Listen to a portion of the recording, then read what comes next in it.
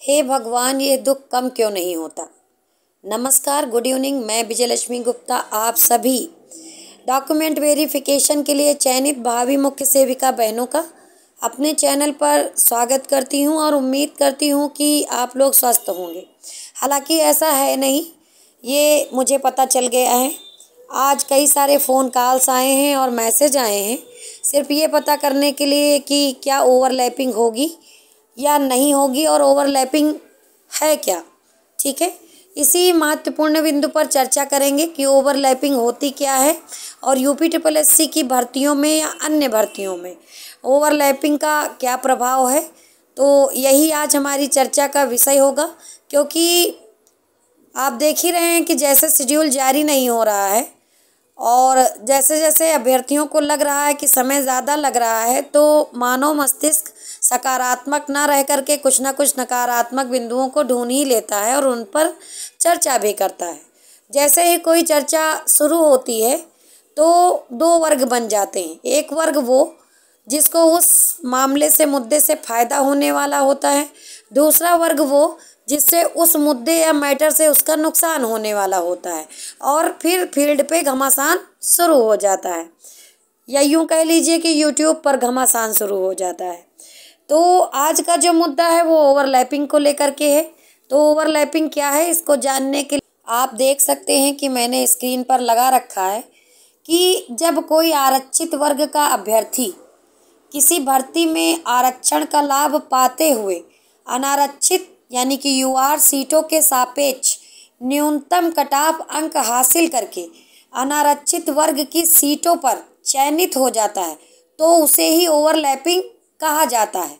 इसको साधारण भाषा में ये समझ लीजिए कि जो अनारक्षित वर्ग है यानी यूआर कैटेगरी है, वहाँ पर जो न्यूनतम अंक निर्धारित होते हैं कटऑफ के, अगर कोई भी आरक्षित कोटे का व्यक्ति, चाहे वो एससी हो, चाहे एसटी हो, चाहे ओबीसी हो, उनके बराबर अंक ले आता है, फिर उसके बाद उनका चयन यूआर कैटेगरी में हो जाता है, उसी दशा को, उसी कंडीशन को ओवरलैपिंग कहा जाता है।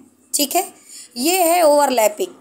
अब मुद्दा ये उठा है कि यूपी ट्रिपल एससी की भर्तियों में ये होता है या नहीं होता है। इसके पहले जो भी भर्तियां यूपी ट्रिपल एससी से संपन्न कराई गई हैं, तो सबसे बड़ी बात यह है कि किसी प्रकार की कोई मार्कशीट जारी नहीं होती है, पहली बात। दूसरी बात, किसी प्रकार का कोई डेटा दिया नहीं जाता है जिसमें ये बताया जाए कि इतने कैंडिडेट ऊपर ओवरलैप कराए गए हैं या इतने कैंडिडेटों का चयन ओवरलैपिंग के माध्यम से यूआर कैटेगरी में हुआ है।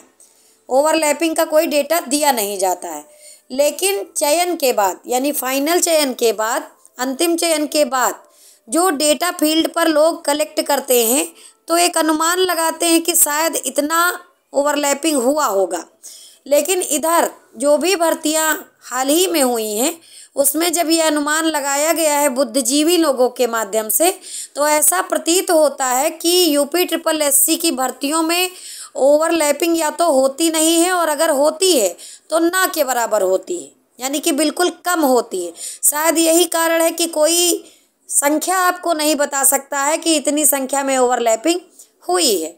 अब ओवरलैपिंग से जुड़ा हुआ ही एक मामला है जो दूसरे आयोग का है। आप 69,000 शिक्षक भर्ती में देखिए कि जो आरक्षण को लेकर के हो हल्ला मचा, उसमें कहीं ना कहीं ओवरलैपिंग नहीं हुई या नहीं की गई, या जो डेटा था उसमें कुछ गड़बड़ी की गई, हेरफेर की गई और बाद में गलती भी मानी गई कि ये गलती सॉफ्टवेयर की है और आरक्षण को खा लिया गया। तो वही सब मामले हैं। ओवरलैपिंग किसी भर्ती में होती है कि नहीं होती है, कितनी होती है, ये अंतिम चयन के बाद केवल अनुमान लगाया जाता है, इसका कोई एग्जिट डेटा नहीं मिलता है। ठीक है, तो ये देखने वाली बात होगी मुख्य सेविका भर्ती में, वो भी अंतिम चयन यानी डीवी होने के बाद जब फाइनल रिजल्ट जारी होगा तो ही अनुमान के माध्यम से ये पता लगाया जा सकता है कि ओवरलैपिंग हुई है या नहीं हुई है। अगर मैं अपने पॉइंट ऑफ व्यू से देखूं तो सर्वाधिक संख्या मुख्य सेविका भर्ती में ओबीसी कैंडिडेट की है। तो एक कॉमन सेंस की बात है कि जहाँ पर कैंडिडेट ज़्यादा वहाँ पर सिलेक्शन ज़्यादा, अगर ओवरलैपिंग होती है तो ओबीसी कैंडिडेट सर्वाधिक मात्रा में इस भर्ती में है। जब उनकी संख्या ज़्यादा है तो हाई मेरिट भी उसमें ज़्यादा होगी। अगर ओवरलैपिंग जो होनी चाहिए, जो नियम हैं, जो रूल हैं, उनको फॉलो करके कराई जाएगी तो मुझे ऐसा प्रतीत होता है कि कम से कम 400 कैंडिडेट आरक्षित वर्ग के, फिर वो चाहे ओबीसी हो, चाहे एससी हो, चाहे एसटी हो, चाहे कोई और वर्ग हो, वो ओवरलैप करके यूआर कोटे में जाना चाहिए। लेकिन ये सारी चीज़ें भविष्य के गर्भ में हैं, इस पर कोई एग्जिट डेटा नहीं दे सकता है और ना ही भाई हम किसी पर आरोप भी नहीं लगा सकते हैं कि ये लोग ओवरलैपिंग करते हैं या नहीं करते हैं। इसके बारे में नोटिफिकेशन में भी कोई बात नहीं कही गई है। तो जब कोई बात कही नहीं गई है और नियमावली में अगर इस बात का उल्लेख होगा तो जाहिर सी बात करेंगे, होनी भी चाहिए, क्योंकि यही रूल है। जितनी भी भर्तियां होती हैं उसमें जो यूआर कैटेगरी का जो न्यूनतम अंक होता है, न्यूनतम कट ऑफ होता है, अगर उसके बराबर कोई आरक्षित वर्ग का कैंडिडेट नंबर ले आता है तो उसका चयन नियमतः तो होना चाहिए यूआर में। लेकिन जो इधर भर्तियां हुई हैं वो संशय की स्थिति उत्पन्न करती हैं कि अगर ओवरलैपिंग हुई तो फिर जो आरक्षित वर्ग के कैंडिडेट हैं उनकी जो संख्या है वो कम क्यों है, या उनकी संख्या उनकी ही कैटेगरी में सीटों पर सिमट कर क्यों रह जाती है। तो जिनके द्वारा भी ये चीज़ें बताई जा रही हैं कि ओवरलैपिंग नहीं होती है, जाहिर सी बात है वो बड़ा प्लेटफार्म होगा, ज़्यादा अनुभवी होंगे और एनालिसिस किए होंगे तभी ऐसा बोल रहे हैं। इस बात का मैं किसी भी प्रकार का विरोध इसलिए नहीं करूँगी क्योंकि जिनका अनुभव ज़्यादा है तो उन्होंने कई बार अनुमान लगाया होगा, डेटा एनालिसिस किया होगा, तो जाहिर सी बात है उनको ये लग गया होगा कि ओवरलैपिंग नहीं हो रही है। हालांकि ओवरलैपिंग होनी चाहिए क्योंकि ये नियम है, ऐसा रूल है। अब कौन सा आयोग इसको फॉलो करता है, कितना फॉलो करता है, कितना नहीं फॉलो करता है, ये तो भर्ती संपन्न होने के बाद ही केवल अनुमान लगाया जा सकता है।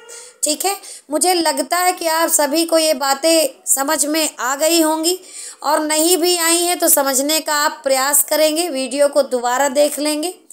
और एक बात ये भी है कि मानव मस्तिष्क है, जब तक ये भर्ती संपन्न नहीं हो जाएगी तब तक डे बाय डे कोई ना कोई परेशानी दिमाग बना ही लेगा, उसमें उलझा रहेगा, परेशान रहेगा।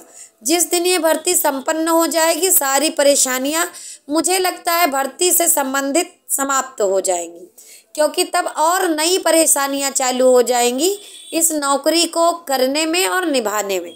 ठीक है, तो यही विचार है मेरे। आपका जो भी विचार है आप कमेंट बॉक्स में रख सकते हैं, कमेंट बॉक्स में आपका स्वागत है। और ओवरलैपिंग होगी या नहीं होगी ये तो अंतिम चयन होने के बाद ही पता लग सकता है। इसके पहले आयोग इस पर कोई स्पष्टीकरण देगा नहीं, क्योंकि नोटिफिकेशन में उन्होंने ये चीज़ लिख रखी है। धन्यवाद।